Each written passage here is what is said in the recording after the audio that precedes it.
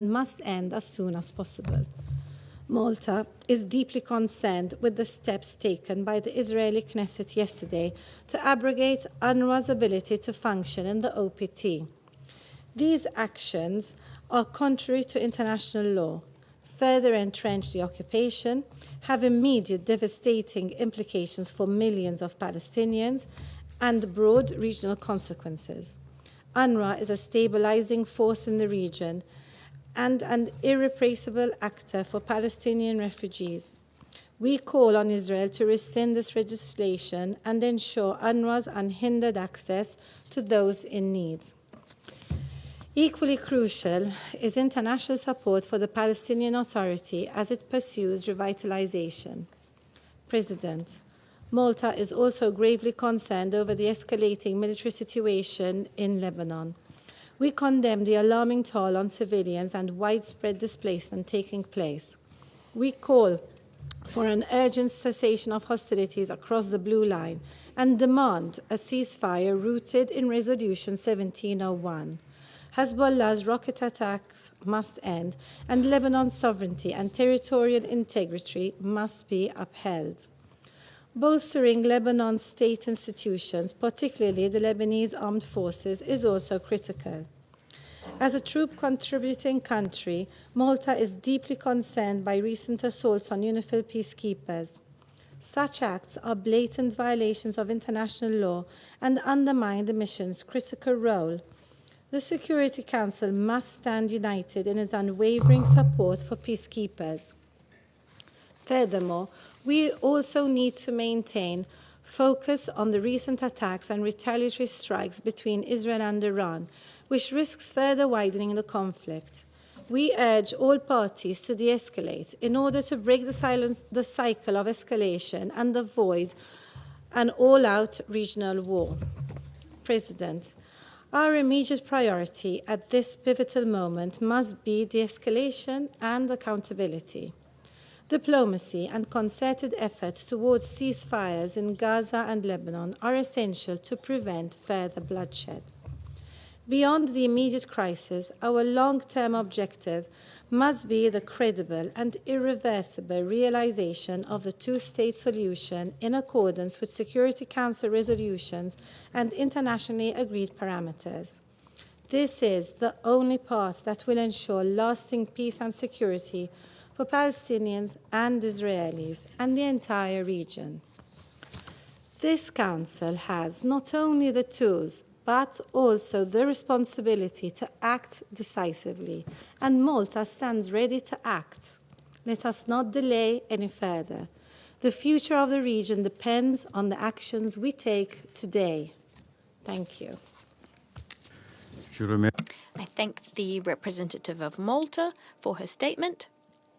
I now give the floor to the representative of Sierra Leone. Thank you, Mr. President. Excellency, Mr. Ignacio Cassis, Federal Councillor and Head of the Federal Department of Foreign Affairs of Switzerland. I welcome all ministers and their participation in this quarterly open debate. On 24th October, just 5 days ago, the United Nations commemorated 79 years of its establishment with the primary purpose of upholding international peace and security and avoiding another major war, to save succeeding generations from the scourge of war. The situation in the Middle East is, however, deeply troubling.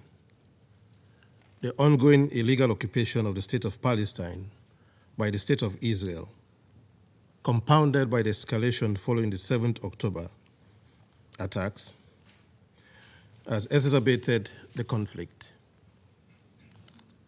The acts of aggression by Israel in Lebanon and the incessant Hezbollah rocket attacks on Israel, the attacks on UN peacekeepers, retaliatory strikes involving Iran and Israel, and assault by and retaliatory strikes against the Houthis in Yemen further complicates this already volatile landscape. These events challenge the very raison d'etre of the United Nations, our understanding of the safeguards provided by international law, and the values we profess to uphold. UNRWA, a United Nations entity, is being targeted by inter alia by a hostile legislation. We agree with the views expressed by the United Nations Secretary General, His Excellency Antonio Guterres, that the law adopted by the Knesset of Israel banning UNRWA in Israel, and I quote, could have devastating consequences for Palestinian refugees, end of quote. As we approach this debate, over a year since the recent escalation, it is essential to acknowledge the grim realities as presented by our briefer. And so I take this opportunity to thank Mr. Tom Wennesland, United Nations Special Coordinator for the Middle East Peace Process, for his sobering and comprehensive briefing. Mr. President, over 70 years since the question of Palestine was first brought before the United Nations, we still bear the burden of delivering peace in the region by supporting a two-state solution that guarantees the independence of the Palestinian people and a safe and secure Israel and Palestine. After months of meetings and consultations, the UN Security Council must fulfill its obligation as the primary body responsible for maintaining international peace and security and ensure implementation of its resolutions 2712, 2720, 2728, and 2735. It must implement its resolutions to end the horrifying cycle of death and destruction for the people in Gaza and Greater Palestine, as well as start the important task of reconstruction and rebuilding of the state of Palestine. To achieve these very fundamental objectives, we must be bold in our engagements with the parties to the conflict and be unrelenting in demanding they uphold the principles espoused in the Charter of the United Nations and international law, including international humanitarian law, as well as the binding orders of the International Court of Justice, particularly the provisional measures ordered in the application of the Convention on the Prevention and Punishment of the Crime of Genocide in the Gaza Strip, South Africa versus Israel. For more than 12 months, we've repeated our unequivocal condemnation of the killings of civilians in Gaza, the occupied Palestinian territory, and in Israel. We must emphasize the staggering toll. Over 1,300 Israeli civilians killed, hostages taken, and over 43,000 civilians in Gaza killed, with over 100,000 more injured. This cannot be normalized.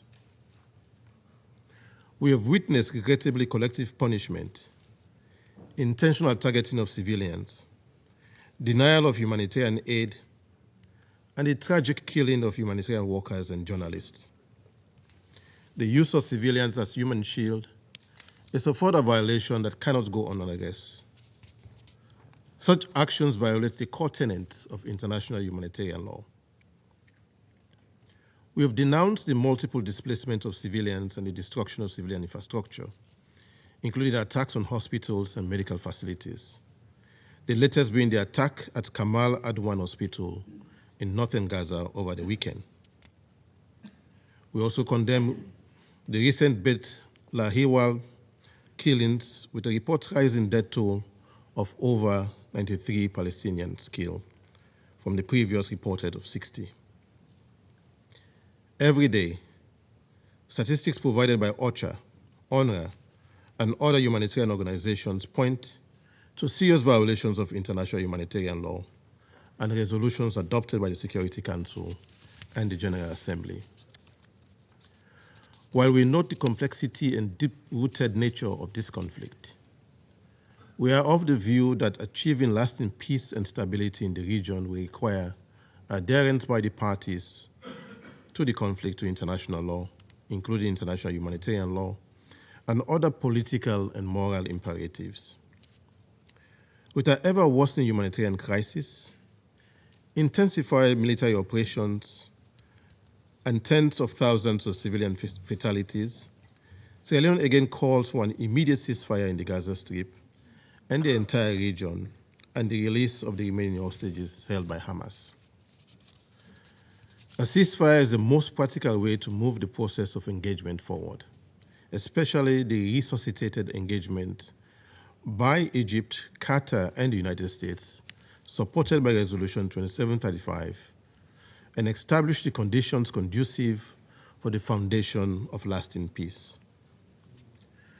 A ceasefire will allow for unhindered supply of essential medical assistance and other humanitarian support, facilitate negotiations and diplomatic efforts to address the underlying issues, and pave the way for post-conflict reconstruction.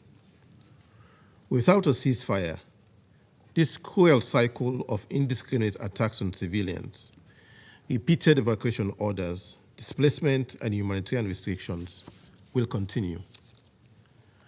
An immediate ceasefire will rescue the 1.8 million people across the Gaza Strip experiencing high levels of acute food insecurity, classified as IPC Phase 3, including the 133,000 people facing catastrophic food insecurity and an estimated 60,000 cases of acute malnutrition among children as young as 6-month-old from starvation and death, as outlined in the recent IPC Global Initiative Special Snapshot. It will also protect the humanitarian personnel serving under difficult circumstances, with their safety and well-being under continuous threat. Mr. President, as has already been emphasized by the briefer and other council members, swift and bold political will and good faith efforts are required by all parties to the conflict in Gaza and other parts of the region to bring an end to the fighting and ongoing destruction. This is my delegation's ultimate request in today's quarterly debate, and we stand ready to support all efforts initiated by this Council to secure the freedom of the Israeli hostages and to actualize the long-awaited desire of the civilian population in Gaza, on the occupied Palestinian territory, as well as in Israel, for genuine peace, genuine independence, and peaceful coexistence. I thank you. Je remercie.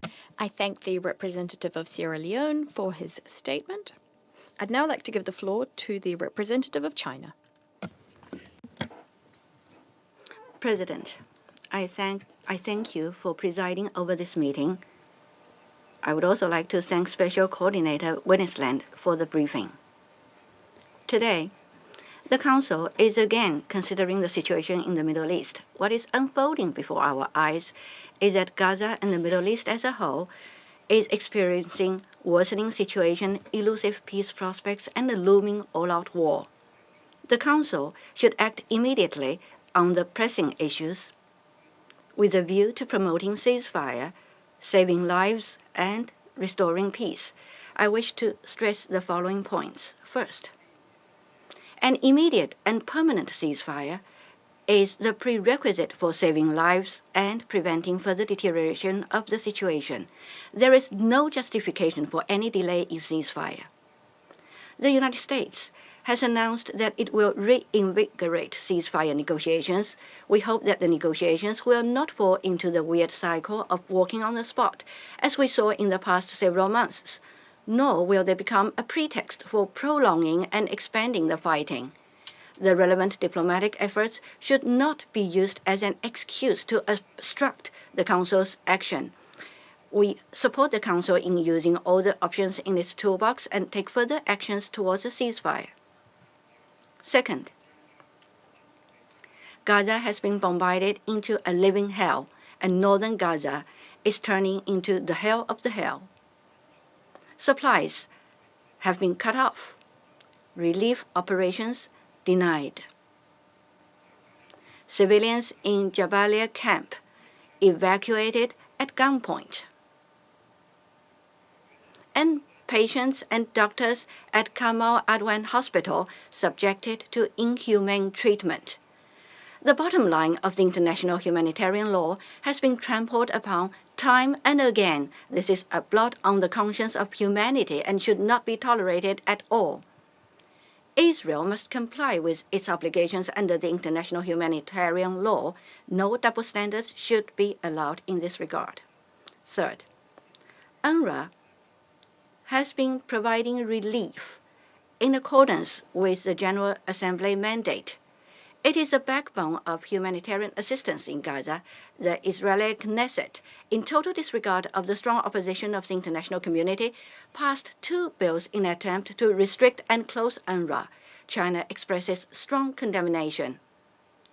Closing the agency would be a new round of collective punishment of millions of Palestinian refugees in the region and would severely affect the humanitarian situation, security, and stability in the region. We call on Israel to halt and revoke the said bills to ensure dignity, safety, and facilitation for the work of UN humanitarian agencies, including UNRWA. Fourth, in the current context, certain countries are continuing their massive supply of weapons to Israel. Whether such acts would contribute to achieving the objectives contained in the Council resolutions, this matter must be taken seriously. The GA Emergency Special Session has adopted a resolution urging all states to stop supplying weapons and equipment that might be used in the occupied Palestinian territory. China recently joined the joint letter initiated by Turkey and over 40 other countries calling for the implementation of this demand from the said resolution of GAESS. We hope that the countries concerned will take seriously the grave consequences of massive weapon supply and stop fueling the flames of military adventurism. Fifth, while the flames of war are raging in Gaza over the past year, the situation in the West Bank has also been deteriorating. Illegal settlements have been expanding, with more than 1,700 Palestinian houses confiscated by force or demolished and thousands of Palestinians displaced. The occupying power has also frequently conducted violence against the Palestinian people and used various means to suppress and restrict the governance of the Palestinian Authority. Such practices are creating a new reality and undermining the conditions on which the two-state solution is based. Preventing the further erosion of the basis of the two-state solution by unilateral actions should be a priority for the international community in advancing Palestinian-Israeli peace in the next phase. Sixth, an all-out war in the region is looming. The recent Israeli invasion into Lebanon, its continuous indiscriminate bombardment, and multiple airstrikes against Iran and Syria. All these acts have violated the sovereignty and territorial integrity of the relevant countries and further destabilized the region. The situation is hanging by a thread.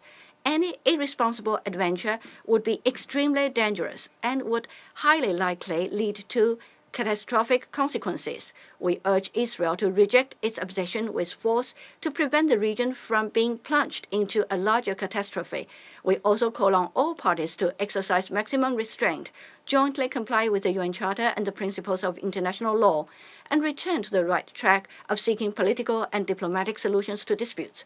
Thank you, President. Je remercie. I thank the representative of China for that statement. I now give the floor to the representative of Mozambique. Thank you, Mr. President. We thank the Switzerland presidency for convening this open debate on the situation in the Middle East, including the Palestine question. We also extend our appreciation to Mr. Tor Wennesland, Special Coordinator for the Middle East Peace Process, for his insights on the current situation on the ground.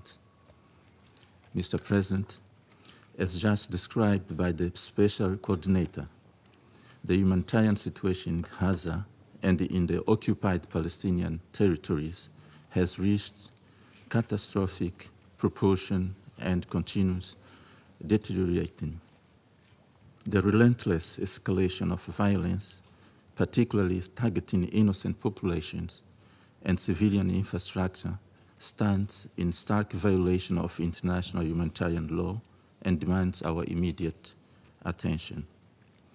This unprecedented crisis necessitates a unified and decisive action from the Security Council to address both the immediate emergency in Gaza and its broader regional implications. In this connection, it is urgent and imperative that the Security Council expeditiously explore viable alternatives to address this crisis, including strengthening existing resolution through more robust and enforceable measures to guarantee immediate and unhindered humanitarian access to Gaza. Lives are at stake. The resolution of this crisis fundamentally requires the committed engagement and decisive intervention of key Security Council members, recognizing that the stability in the Middle East is vital for regional as well as global security and development. Mr. President, we must acknowledge that the 4 previously adopted resolutions pertaining to Gaza have yet to achieve full implementation. This Council maintains the capacity to formulate more effective approaches to secure an immediate and permanent ceasefire, address the humanitarian crisis, and facilitate the release of all hostages. This endeavor demands renewed commitment and innovative strategies from the international community and this Council.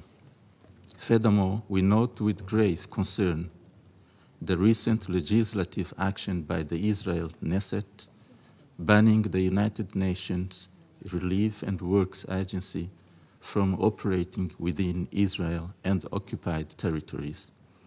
This decision, which has drawn widespread international criticism, severely impedes the delivery of essential humanitarian aid to Palestinian refugees. It is paramount that all humanitarian actors, including the United Nations agencies and NGOs, be afforded the necessary access and security to fulfill their mandates in accordance with international humanitarian law and human rights principles.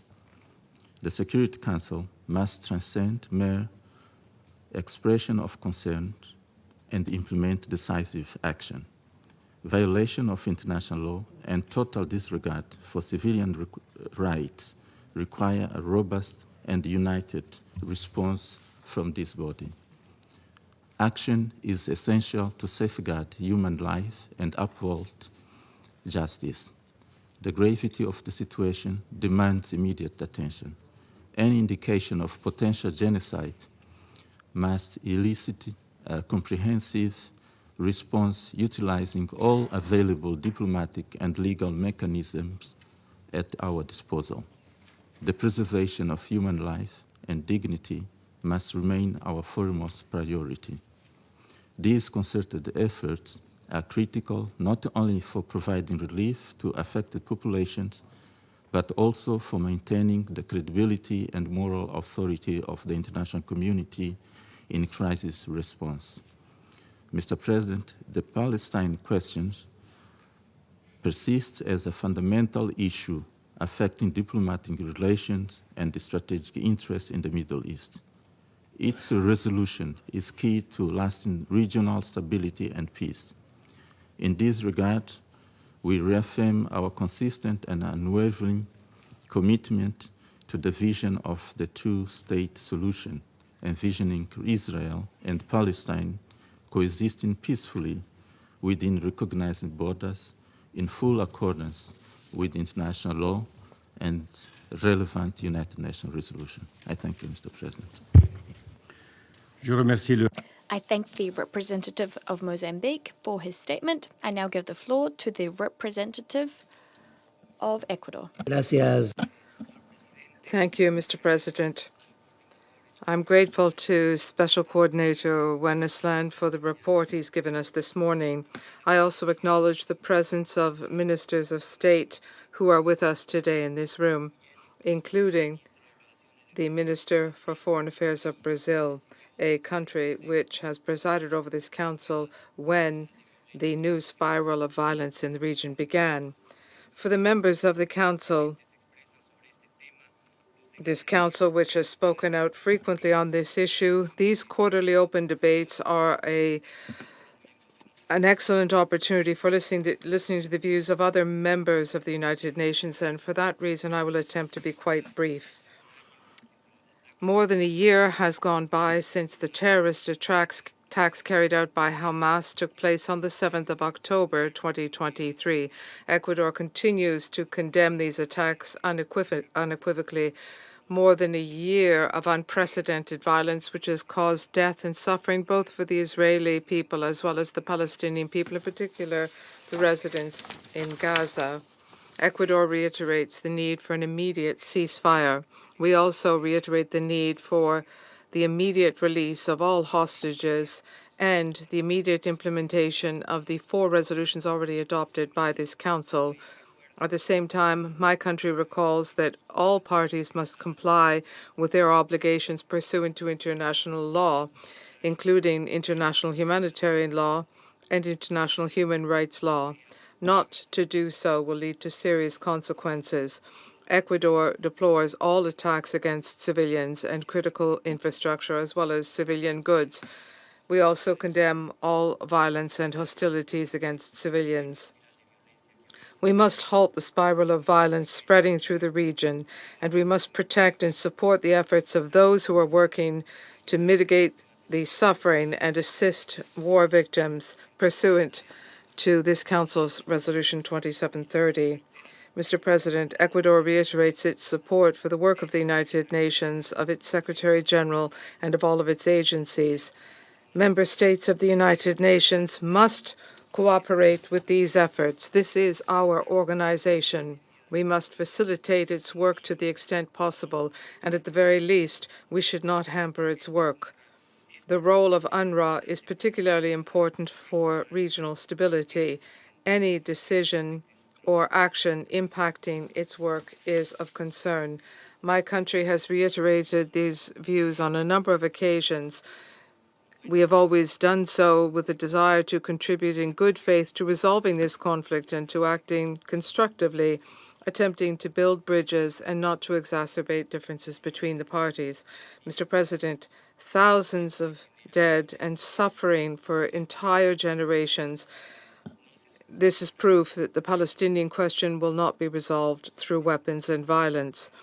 Ultimately, the decision must be peaceful, negotiated, and just for the parties, with the existence of 2 states, Palestine and Israel, on the basis of the 1967 borders and relevant resolutions.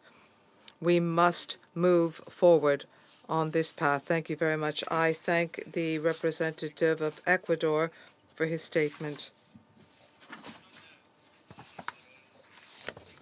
I will now give the floor to His Excellency Mr. Mauro Luis Yecker Vieira, Minister for Foreign Affairs of Brazil.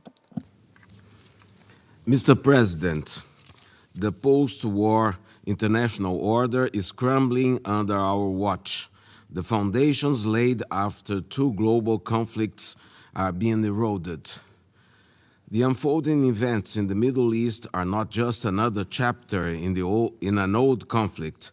They are a stark reflection of a deeper crisis where might makes right and the principles meant to safeguard peace are overshadowed.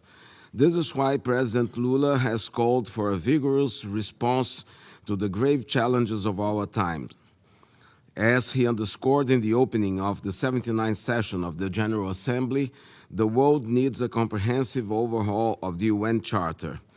A Charter Review Conference may seem ambitious, but it reflects the founding vision of the UN. Article 109 makes it clear that no system should remain static in an ever-changing world. Mr. President, the Council's duty is to protect all humanity, not just cater for the few. Its failure to act decisively has allowed the atrocities to continue unchecked, with entire populations paying the price. This is not mere rhetoric. It's reflected in the crimes committed against civilians in Gaza and Lebanon. Over 43,000 Palestinians and 2,500 Lebanese lives have already been lost to the cracks in a global order increasingly failing to uphold its promises. Brazil has been vocal in calling for an end to the escalating violence in the Middle East. Since our presidency of this council in October last year, when Israel was struck by a terrorist attack, we have witnessed a relentless descent into violence. Israel's responses to October 7 has gone far beyond any sense of proportion. More bombs have fallen on Gaza than on Dresden, Hamburg, and London during the World War II. This is not self-defense, it's collective punishment and obliteration. We have all witnessed blatant and routine violations of international humanitarian law in Gaza. Civilian areas are indiscriminately and disproportionately targeted in military operations, leading to the destruction of critical infrastructure and suffering of innocent people. Famine and disease are spreading as the supply of basic necessities is severed. Even those protected under the Geneva Conventions, humanitarian workers, doctors, and health personnel are being killed. Journalists have been shot and their news outlets silenced. Mr. President, the International Court of Justice has issued provisional measures directing Israel to halt actions that may violate the convention, the Genocide Convention, and facilitate the delivery of humanitarian aid. Additionally, Resolution 2735 of 2024 demand a full ceasefire, the withdrawal of Israeli forces from densely populated areas in Gaza, and the safe return of Palestinian civilians to their homes. These are not recommendations. They are binding obligations under international law. When mandatory directives from the highest legal and political bodies are ignored with impunity, it signs a dangerous unraveling of the global governance. The consequence is the disregard is more loss of life and unimaginable destruction. When I last addressed this council a month ago, I warned that Lebanon stood on the edge of a conflict. Today, we mourn the loss of thousands of innocent lives, including 2 Brazilian teenagers. In just 30 days, the number of displaced people in Lebanon was multiplied by tenfold. Since I last sat in this chair, I have been engaged in the urgent task of repatriating thousands of our dual nationals from Lebanon, completing 9 rescue flights by the Brazilian Air Force planes amid increasing security risks, including Israeli airstrikes deep into Lebanese territory. Thousands more await repatriation. Mr. President, the expansion of the war from Gaza to Lebanon shows a familiar pattern of disregard for the law. Assaults against UNRWA and now UNIFIL are a brazen repudiation of the multilateral system and everything the UN Charter represents. This is not the first time UNIFIL has come under fire. We must not forget the 1996 shelling by Israel of the UNIFIL compound in Cana, where 106 civilians who sought refuge were killed.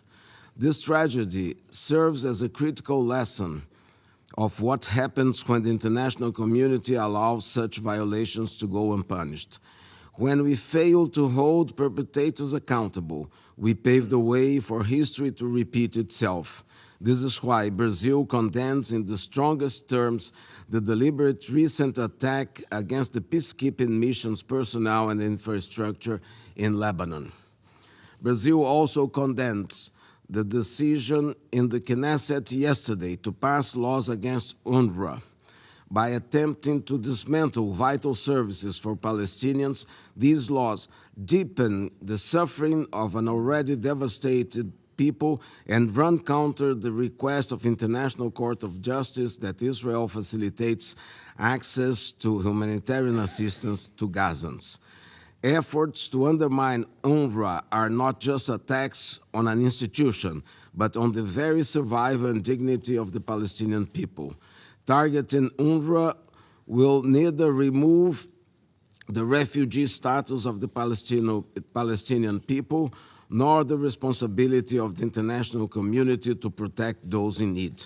We must reject this law for what it is, a dangerous precedent that undermines multilateralism and paves the way for further erosion of the global order. Mr. President, when international law is violated, those responsible must face consequences. It is our duty as UN member states to ensure that justice is enforced, investigations are carried out, responsibility is attributed, and penalties are imposed to prevent impunity and uphold the rule of law.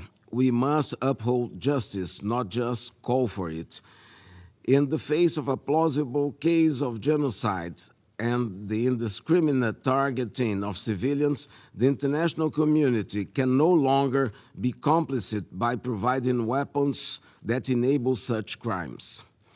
The same holds true for weapons that prolong the illegal occupation of the Palestinian territories.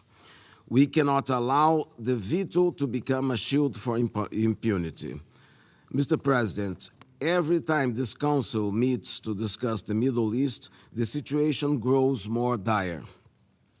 New front lines emerge, more innocent lives are lost, and the crisis deepens. The recent attack on Iran only served to underscore the escalating risk of a regional catastrophe. We are sliding toward a world where future generations inherit nothing but a legacy of endless conflict and suffering. How many more innocent lives will be counted the next time we convene? How much more suffering will we allow? War will not bring peace to the Middle East. Peace will come through a decisive commitment to diplomacy rooted in justice and respect for international law. As we grapple with escalating violence and the expansion of conflict, President Lula's call for a review of UN Charter resonates more urgently than ever. We owe it to the future generations to ensure that this body has the strength and mandate to uphold justice, protect humanity, and secure lasting peace. It is time to take the bold steps needed to make peace not just an aspiration, but a reality for all. I thank you, Mr. President. Je remercie son I thank His Excellency Mr. Vieira for his statement, and I will now give the floor to His Excellency Mr. Bruno Rodriguez Parilla, Minister for Foreign Affairs of Cuba. Mr. President, distinguished Minister, we endorse the statements by Uganda on behalf of the non-aligned movement, of Mauritania on behalf of the Arab group, of Cameroon on behalf of the Organization of Islamic Conference, and of Senegal as chair of the Committee on the Exercise of the Inalienable Rights of the Palestinian People. It is inconceivable that after more than a year, the Security Council has not put an end to the genocide being committed against the Palestinian people. More than 43,000 Palestinians have been killed. 70% of them are women and children. More than 2,500 Lebanese have been killed. These figures are growing by leaps and bounds. Far from an immediate and permanent ceasefire, Israel continues to attack hospitals, schools, and refugee camps in the occupied Palestinian territories in flagrant violation of international humanitarian law. Rather than a ceasefire, Israel is spreading the conflict throughout the Middle East region expanding its aggression to Lebanon, indiscriminately shelling territories in Syria and Yemen, and starting a new and dangerous escalation against the Islamic Republic of Iran. The government of Israel attacks and spurns the United Nations and its Secretary General. It attacks the security provided by the United Nations interim force in Lebanon and has kept up the most deadly attacks in Gaza that have been known in history against this organization's staff and humanitarian workers. The occupying power continues to obstruct humanitarian assistance to the Palestinian people. The recent approval by the Israeli parliament of a law banning any activity in the OPT by the United Nations Relief and Works Agency for Palestinian Refugees in the Near East, known as UNRWA in English, in addition to violating the UN Charter and Israel's obligations under international law, will further the suffering of the Palestinian people. How many children and women must be killed before the international community acts and puts an end to aggression, puts an end to illegal occupation, and provides international protection, which the Palestinian people so urgently need? How much more destruction must take place before rhetorical words and statements are replaced with practical actions against the genocide currently taking place? The impunity with which the current Israeli government continues to act is not only proof of the ineffectiveness of the Security Council, but this is an attack against multilateralism, and it undermines the very essence of the UN Charter and international law. It also means that the Palestinian people are facing a truly existential threat. It means that more innocent people will continue to be killed, maimed, detained, and displaced. Such impunity is only possible with the complicit political, military, logistical, and financial support provided to the occupying power by the United States government, which applies double standards and obstructs council action.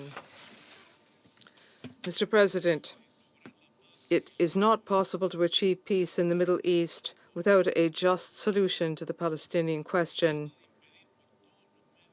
This is something that the government of Israel is attempting to block by every possible means, destroying the state of Palestine and making a two-state solution impossible. It is not possible to have a sovereign Palestinian state, an independent state, without Gaza and without pre-1967 borders, nor would such a state be possible without East Jerusalem as capital and without the return of refugees. The International Court of Justice, at the request of the UN General Assembly, expressed a clear position. Occupation by Israel of Palestinian territory and the denial of the right of these people to self-determination are illegal actions, and they violate international law. The immediate and unconditional admission of Palestine as a member state of the United Nations is an essential step towards a definitive solution to this conflict. Why does Palestine have to continue to wait before becoming a full-fledged member of the United Nations when Israel did so 75 years ago, pursuant to a resolution in which the two-state solution prevailed? To achieve peace and stability in the region, we also require the complete and unconditional withdrawal of Israel from Syrian Golan and from all occupied Arab territories. We call for a cessation of hostilities and aggression against the sovereignty and territorial integrity of the sister nations in the Middle East. foreign interference in this region must end. We reiterate our appeal for an immediate and unconditional end to the arbitrary and illegal unilateral coercive measures imposed by the United States against sovereign countries in the Middle East.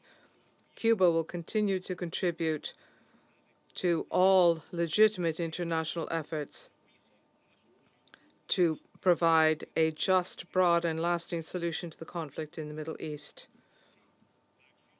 We call for united action by all peoples and governments of the world to halt the aggressions by the Israeli government. Every moment of passivity will cost new innocent lives, greater suffering and destruction. Cuba will never be indifferent in the face of injustice. The Palestinian cause and the cause of sister nations of the region can always count on our strong solidarity and support. Thank you. Merci. I thank His Excellency Mr. Rodriguez Parilla for his statement, and I now give the floor to the representative of Lebanon. السيد الرئيس. Mr. President, we thank Switzerland for organizing this open debate on the situation in the Middle East. And we welcome the participation of His Excellency, the Foreign Minister of Switzerland, Mr. Ignacio Cassis, and we thank Mr. Tor Wensland for his briefing. Mr. President, over a year has passed since the events of October 7. The fighting continues. This circle of killing, destruction, and displacement has been expanded. Your august council has not been able to impose a ceasefire in Gaza. The act of aggression has expanded and is now including Lebanon. They are bombing Lebanon with the worst, most lethal and destructive types of weapons. Our children, our women, our paramedics are being targeted with bunker buster bombs, vacuum bombs, and explosive drones. The number of those killed is in the thousands. The international community remains silent, perhaps desensitized by the thousands killed in Gaza. It is no longer moved by the bloodshed or the images of body parts. The credibility of the United Nations and your Council is on the line. All your resolutions on the Middle East are still not implemented. Mr. President, the humanitarian situation is difficult. It is catastrophic. Over 1.4 million Lebanese people over the past few weeks have become internally displaced, fleeing bombing, killing, and destruction. The Israeli killing machine spared no one. Overnight, families have lost their normal life, their homes, their memories, their hopes. They have fled to shelters, seeking security and safety. Israel was able to rob them of their homes, their memories, and their hopes, but they cannot take away their will for life and resistance. This killing machine that has killed children, women, and the elderly recently targeted journalists, paramedics, and medical personnel. They're targeting hospitals. They're targeting cultural and historic sites such as Baalbek and Tyre. With blind hatred, they're bombing history and international civilization and heritage. These acts can only be described as crimes against humanity and war crimes. In a desperate attempt from Israel to kill the solution, it targeted deliberately locations of UNIFIL and the Lebanese army. Israel is trying to destroy Resolution 1701, to invade the land and to evacuate locations of UNIFIL and the army to facilitate this invasion. Mr. President, we would like to thank France and the French President for organizing Paris conference to support Lebanon and Lebanon's sovereignty on the 24th of October. We also thank all the countries that participated and all the countries and international organizations that contributed. The needs are immense and the challenges are many, and the reality is bitter. Lebanon has endured a great burden of displacement and cannot confront internal displacement by itself. We are relying on the assistance of everyone. We thank all the countries that helped us to confront this humanitarian tragedy. We thank you from the bottom of our hearts. Mr. President, all these atrocities could have been avoided. All these massacres could have been stopped. These sacrifices are enough to go back to reason, to reality. The solution is clear and direct. It was produced by this Council. The solution is in Resolution 1701 to put an end to the acts of aggression, to guarantee the deployment of the Lebanese army, to withdraw weapons to achieve stability. It is not a magical recipe. There is no supernatural solution. We will not be reinventing the wheel. This solution would spare bloodshed, destruction, and senseless acts, because the acts of Israel can only be described as senseless. The government and people of Lebanon do not want war. We want the implementation of Resolution 1701 in its entirety. The international community wants the implementation of Resolution 1701. The Security Council wants the implementation of Resolution 1701. The mediators are present around this table. They have been providing solutions for the past 13 months.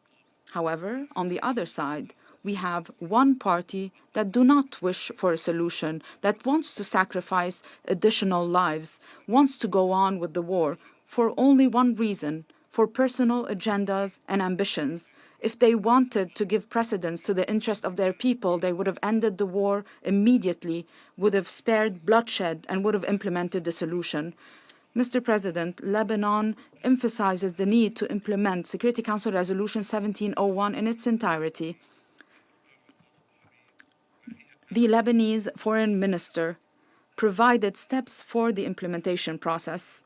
1. The withdrawal of Israel of all Lebanese territory occupied during its last aggression and to go back to its side of the border according to the Truth Agreement of 1949. 2. Enhancing the deployment of the Lebanese army south of the Litani River and along the southern border, so that there is no weapon outside the approval of the government of Lebanon, and there is no authority outside the authority of the government of Lebanon, according to Resolution 1701. 3. Make sure IDPs return to their homes and their villages. 4. To resume indirect negotiations that are currently on hold under the auspices of the United Nations and the participation of one or more international mediators to resolve pending points according to Resolution 1701. 5. To start a serious negotiation process with a specific timeline to return the Sheba Farms and Kfar Shuba Hills to Lebanon and Point B1 in Ras El Nakura, to rebuild what was destroyed, to reform agricultural land that was polluted with white phosphorus, to remove any remnants of the aggression against Lebanon so that we can provide a decent life to the citizens of the south of Lebanon, and finally provide financial and technical assistance to enhance the capacity of the Lebanese state, whether in its civil or military institutions. Mr. President, the United Nations and its agencies during the past 80 years have put in place principles and conventions to regulate and organize international relations. However, Israel, during the past 13 months, destroyed all these frameworks and conventions and laws that were put in place like a spoiled child. Because you've spoiled it so much, it has destroyed everything. How can you, after all that has happened, How can you call for the implementation of these laws and conventions?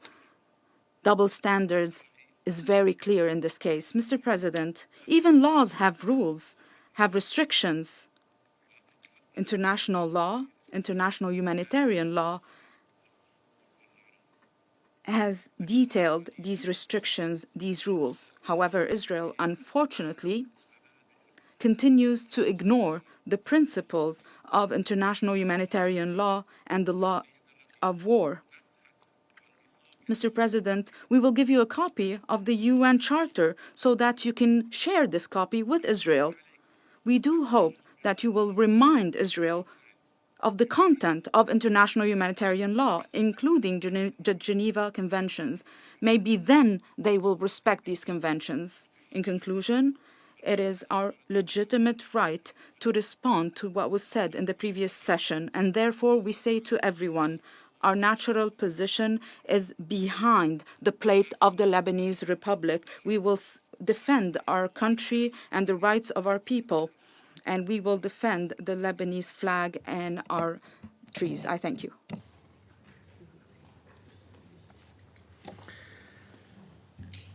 Je remercie. I'd like to thank the representative of Lebanon for his statement. Ladies and gentlemen, excellencies, there are still a number of speakers remaining on my list for this meeting. With the concurrence of members of the Security Council, I propose that we suspend this meeting until 3 p.m. The meeting is suspended.